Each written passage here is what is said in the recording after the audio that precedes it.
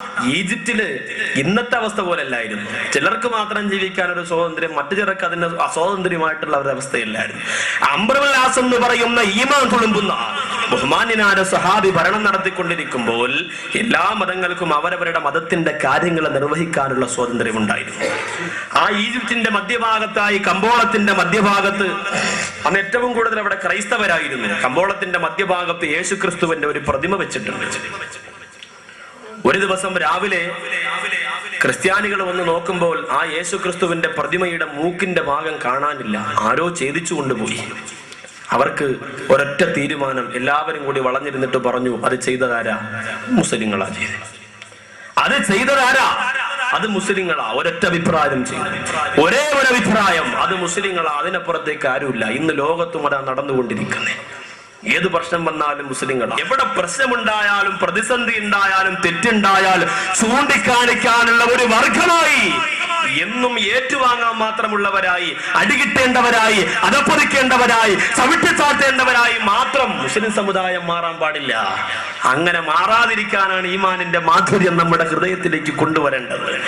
അംറുൽ as റളിയല്ലാഹു അൻഹുവിന്റെ മുഖത്ത് നോക്കിയിട്ട് ക്രൈസ്തവര് വന്നിട്ട് പറഞ്ഞു, അംറേ, അല്ലയോ ഖലീഫ, നമ്മുടെ യേശുക്രിസ്തുവിന്റെ പ്രതിമയുടെ മൂക്ക് തകർത്തത് മുസ്ലിങ്ങൾ തന്നെയാണ്.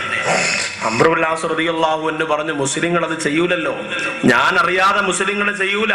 അവരെന്ത് ചെയ്താലും എന്റെ അനുവാദം അവർ ചോദിക്കും. അതുകൊണ്ട് നിങ്ങൾ പറയുന്നത് കളവാണ്. അവര് പറഞ്ഞു, അംറുൽ ആസ്, ഒരിക്കലും നിങ്ങൾ പക്ഷപാതിത്വം നിന്ന് സംസാരിക്കാൻ പാടില്ല. അംറുൽ ആസ് റളിയല്ലാഹു തആല ചിന്തിച്ചതാ. കാരണം എന്താ? ഞാൻ മുസ്ലിങ്ങളുടെ കൂടെ നിൽക്കുന്നു എന്ന് പറഞ്ഞുകൊണ്ട് പരസ്യം ചെയ്തു പോയാൽ എന്റെ ഭരണത്തെ അത് ബാധിക്കും. അതുകൊണ്ട് അംറുൽ ആസ് റളിയല്ലാഹു അൻഹു പറഞ്ഞു, ശരി, ചർച്ചയൊന്നും വേണ്ട, ഞാൻ സമ്മതിച്ചു, മുസ്ലിങ്ങളാ ചെയ്തേ. എന്താ പരിഹാരം? അതിനെന്താ പരിഹാരം വേണ്ടേ? അംറുൽ ആസ് റളിയല്ലാഹു തആല അൻഹുവിനോട് അവര് പറഞ്ഞു. അംറുൽ ആസ് റളിയല്ലാഹു തആല അൻഹുവിനോട് ആദ്യം അഭിപ്രായം പറയാൻ പറഞ്ഞു. ബഹുമാനപ്പെട്ടവര് പറഞ്ഞു, മനോഹരമായ ഒരു മൂക്ക് ഞാൻ നിങ്ങളുടെ ദൈവത്തിന് വെച്ച് പിടിപ്പിക്കാം. അവര് പറഞ്ഞു, അത് വേണ്ട, ദൈവത്തെ പുതുക്കി പണിയാനെന്ന് നിൽക്കണ്ട. ശരി, എന്നാൽ ആ ദൈവത്തെ നിങ്ങൾ അവിടെ നിന്ന് മാറ്റിക്കോ, വേറൊരു അതുപോലെ ഒരു ദൈവത്തെ ഞാൻ തന്നെ എന്റെ ചെലവിൽ പണിഞ്ഞ് ഞാൻ അവിടെ കൊണ്ടുവയ്ക്കാം. അവര് പറഞ്ഞു, അതും വേണ്ട, ആ പരിപാടിയും വേണ്ട. അംറുൽ ആസ് റളിയല്ലാഹു തആല ചോദിച്ചു, പിന്നെന്താ ഞാൻ ചെയ്യണ്ടേ? നിങ്ങൾ പ്രശ്നങ്ങളും പ്രതിസന്ധികളും ഒന്നും ഉണ്ടാക്കരുത്, പിന്നെന്താ ഞാൻ ചെയ്യണ്ടേ? അവര് പറഞ്ഞു, അല്ലയോ അംറുൽ ആസ്, ഞങ്ങളൊരു അഭിപ്രായം പറയാം. നിങ്ങളുടെ മുത്തുനബി മുഹമ്മദ് മുസ്തഫ, നിങ്ങൾ സ്നേഹിക്കുന്ന മുഹമ്മദ് മുസ്തഫ, സലാത്ത് പോരാ, നിങ്ങൾ ഇഷ്ടപ്പെടുന്ന മുഹമ്മദ് മുസ്തഫ സല്ലല്ലാഹു അലൈഹി വസല്ലമ തങ്ങളുടെ പ്രതിമ ഞങ്ങൾ ഉണ്ടാക്കും. ഇന്ന് രാത്രി ഞങ്ങളത് ഉണ്ടാക്കും. നാളെ രാവിലെ ഞങ്ങളത് കമ്പോളത്തിന്റെ മധ്യഭാഗത്ത് കൊണ്ട് ഞങ്ങളുടെ യേശുക്രിസ്തുവിന്റെ അടുത്ത് കൊണ്ടുവയ്ക്കും. എന്നിട്ട് ഈ നാട്ടിലുള്ള, ഈ രാജ്യത്തുള്ള മുഴുവൻ മുസ്ലിങ്ങളെയും ക്രിസ്ത്യാനികളെയും മറ്റു മതത്തിലുള്ളവരെയും ഞങ്ങൾ വിളിച്ചു കൂട്ടും. എന്നിട്ട് അവരുടെ മുമ്പിൽ വെച്ച് നിങ്ങളുടെ മുഹമ്മദിന്റെ പ്രതിമയുടെ മൂക്ക്, അതിന്റെ കണ്ണ്, അതിന്റെ കൈകാലുകള് വെട്ടി വെട്ടി വെട്ടി അരിഞ്ഞ് കമ്പോളം നിറയെ ഞങ്ങൾ വലിച്ചെറിയുമെന്ന് പറഞ്ഞപ്പോൾ അംറുൽ ആസ് റളിയല്ലാഹു തആല അൻഹുവിന്റെ കൈകാലുകൾ വിറച്ചുപോയി. അള്ളാന്റെ ഹബീബ്, ഞാൻ ഇഷ്ടപ്പെടുന്ന ഹബീബ്, അള്ളാഹുവിന്റെ ഹബീബിന്റെ മാരടത്തിലേക്ക് പറന്നു വന്ന അസ്ത്രം ദൂരെ നിന്ന് നോക്കി നിന്ന സഹാബി അള്ളാഹുവിന്റെ നബിയുടെ മുമ്പിലേക്കാണ് ശത്രുക്കൾ എഴുതി വിട്ട് അസ്ത്രം വരുന്നത്.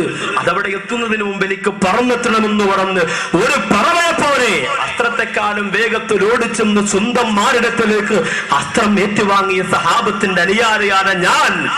എന്റെ ഹബീബിന്റെ പ്രതിമയുണ്ടാക്കിയിട്ട് അവഹേളിക്കുകയോ? അദ്ദേഹം ചോദിച്ചു, പ്രതിമയെ ഞങ്ങൾ ഉണ്ടാക്കണ്ട, അതിന് പകരം നിങ്ങൾക്ക് ഞാനൊരു ജീവനുള്ള ശരീരം തരട്ടെയോ? അവർ ചോദിച്ചു, ആരാണ് ആ ശരീരം? അങ്ങനെ ഏതെങ്കിലും ഒരു ആപ്പുപ്പയെ പിടിച്ച് നമുക്ക് തന്നിട്ട് രക്ഷപ്പെടാൻ നിങ്ങൾ കരുതണ്ട.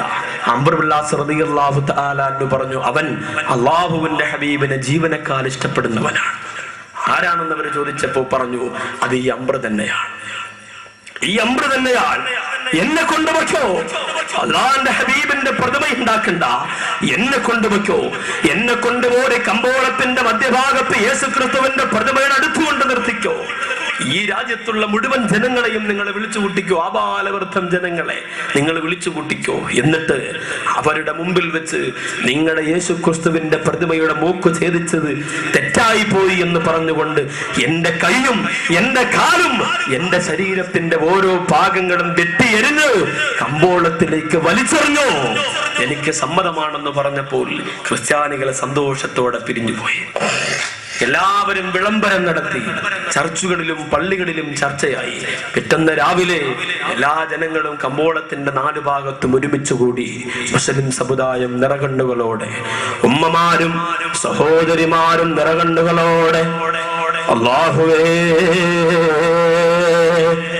ഞങ്ങളുടെ അംർ ബിൻ ഹാസിനെ കാത്തുരക്ഷിക്കണേ അല്ലാഹ്, ഇസ്ലാം എന്തെന്ന് പഠിപ്പിച്ചു തന്ന, മുത്തുനബിയോടുള്ള സ്നേഹം നമുക്ക് പകർന്നു തന്ന അംറാണ് റബ്ബേ. അള്ളാന്റെ ഹബീബിന്റെ കരിങ്കല്ലിൽ തീർത്ത ഒരു പ്രതിമയുണ്ടാക്കുന്നതിന് പകരം എന്റെ ശരീരം ഞാൻ തരാ എന്ന് പറഞ്ഞുകൊണ്ട് സ്വന്തം ശരീരം കൊടുക്കാൻ മനസ്സ് കാണിച്ച അംർ അള്ളാന്റെ ഹബീബിനെ സ്നേഹിച്ചത് തെറ്റാണോ റബ്ബേ? ആ അംറിന്റെ സേവനം ഒത്തിരി നാളുകൂടി ഞങ്ങൾക്ക് ആവശ്യമുണ്ടെന്ന് പറഞ്ഞ് മുസ്ലിം സമുദായം ഒരുപാട് പൊട്ടിക്കരന്ന് വേദനിച്ച് പ്രയാസപ്പെട്ടു. അംർ ബിൻ ഹാസ് റളിയല്ലാഹു തആല അൻഹു കുളിച്ചൊരുങ്ങി വെള്ള വസ്ത്രം ധരിച്ചുകൊണ്ട് ബഹുമാനപ്പെട്ടവര് നടന്നു വരികയാണ്. ക്രിസ്ത്യാനികൾ കൊണ്ടുവരുന്നു അംർ ബിൻ ഹാസിനെ. ആ ക്രിസ്ത്യാനികൾ കൊണ്ടുവന്ന അംർ ബിൻ ഹാസ് റളിയല്ലാഹു തആല അൻഹുവിനെ യേശുക്രിസ്തുവിന്റെ മാർബിൾ പ്രതിമയുടെ കല്ല് പ്രതിമയുടെ അടുത്ത് കൊണ്ടുപോയി നിർത്തി. ഒരു പ്രതിമ പോലെ അംർ ബിൻ ഹാസ് റളിയല്ലാഹു തആല അൻഹു നിലയുറച്ചു പോയി. അവിടെ കൂടിയിരുന്ന എല്ലാ ജനങ്ങളും ആവേശത്തോടെ നോക്കി. ക്രൈസ്തവരതാ കൈയടിക്കുന്നു, ക്രിസ്ത്യാനികളതാ പാട്ട് പാടുന്നു, ജൂതന്മാരതാ ആഘോഷിക്കുന്നു, ആഹ്ലാദിക്കുന്നു. മുസ്ലിങ്ങളോ അവര് വല്ലാതെ പൊട്ടിക്കരഞ്ഞു പോയി, അവര് വല്ലാതെ വേദനിച്ചു പോയി. ഈ അംർ ബിൻ ഹാസിന് വേണ്ടി നിറകണ്ണുകളോട് അവര് പ്രാർത്ഥന തുടങ്ങി. അവസാനമതാ ഊരിപ്പിടിച്ച തിളങ്ങുന്ന സൂര്യപ്രകാശം കൊണ്ട് വെട്ടിപ്രകാശിക്കുന്ന ഒരു മൂർച്ചയേറിയ തിളങ്ങുന്ന വാളും കയ്യിൽ വെച്ചുകൊണ്ട് ഒരു ക്രിസ്ത്യാനിയാറെ ചുണക്കുട്ടനിതാ നടന്നു വരികയാ. ഓരോ ചുവട്ടടി മുമ്പോട്ട് വെക്കുമ്പോ ക്രൈസ്തവരും ജൂതന്മാരും കൈയടിച്ചുകൊണ്ട് അവർക്ക് ഓശാന പാടിക്കൊടുക്കുമ്പോ മുസ്ലിങ്ങൾ കണ്ണടയ്ക്കുകയാ. ഞങ്ങൾക്കത് കാണാൻ വയ്യ റബ്ബേ.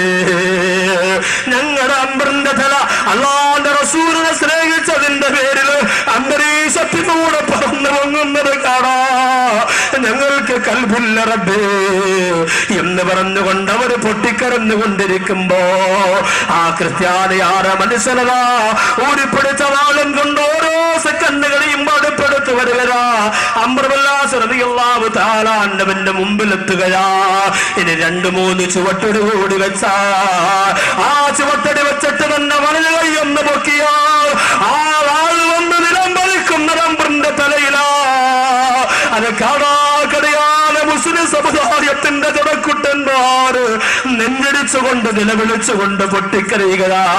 ആ ക്രിസ്ത്യാനിയായ സഹോദരിതാ ഉസിരോടെ ആവേശത്തോടെ ഭയപ്പാടില്ലാതെ സന്തോഷത്തോടെ മുദ്രാവാക്യം വിളികൾക്ക് പിറകെ ഇംഗ്ലോബ് വിളികൾക്ക് പിന്നാലെ ഊരിപ്പിടിച്ച വാളുപാട് കടന്നു വന്നിട്ടോ അംർ ബിൻ ഹാസിന്റെ നേർക്ക് നേരെ എത്തുകയാ.